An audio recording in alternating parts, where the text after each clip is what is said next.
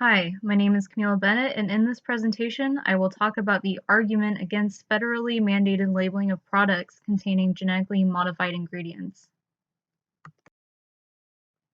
The reasons for not mandating GMO labeling are: number one, there isn't a proven cause and effect relationship between GMOs and adverse health effects.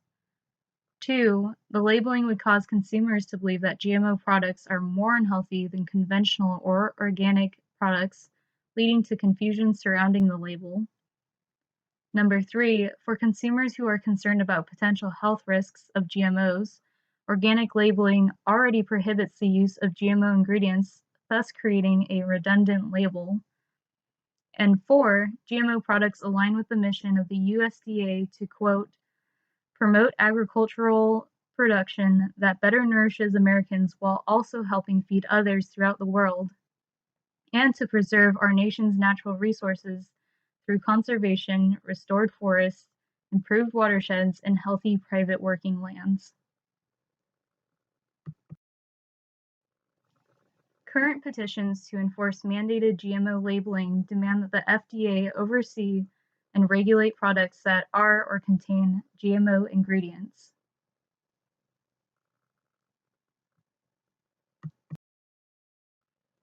As of right now, there is no mandated labeling for GMO products from the FDA.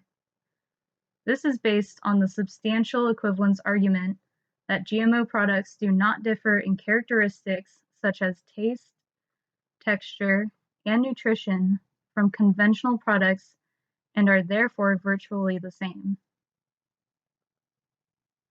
Companies can voluntarily become non-GMO certified through third parties to let consumers know they are free of GMO products.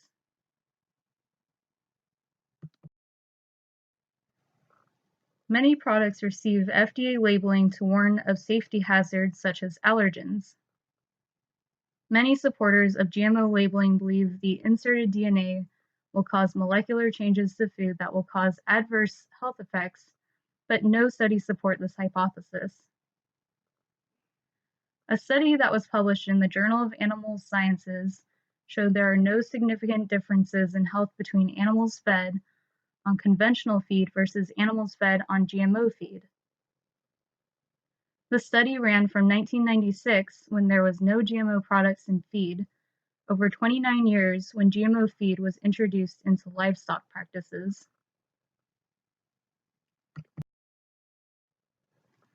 Labeling GMO products will give consumers the notion that GMO products are harmful and should be avoided despite the research that indicates that they are as safe as conventional foods.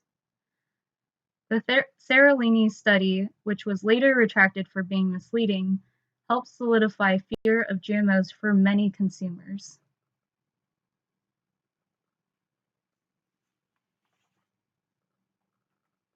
The label might also discourage consumers from purchasing nutritional foods such as fruits and vegetables.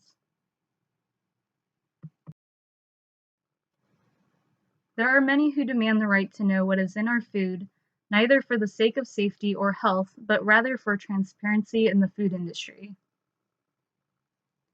In 2002, the USDA created the Certified Organic label, indicating the product contains all organic ingredients and prohibits the use of GMO ingredients.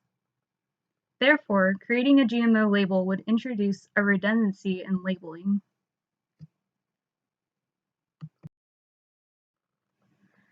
Below is the mission statement of the USDA.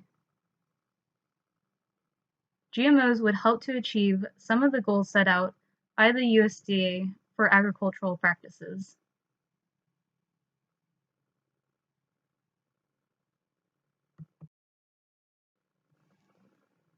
One of their goals is to preserve nature's resources.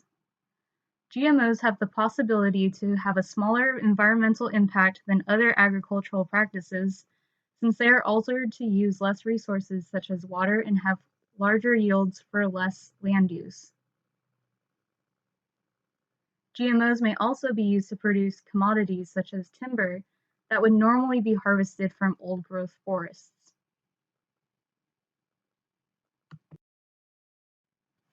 The use of GMO crops might also be used to aid world hunger.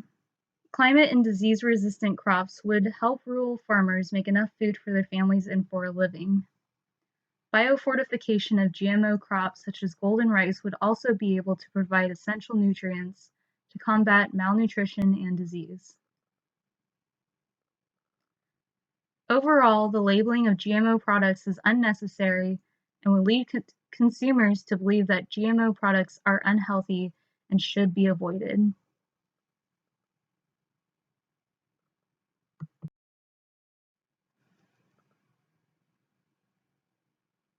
Thank you for listening and hope you enjoyed the presentation.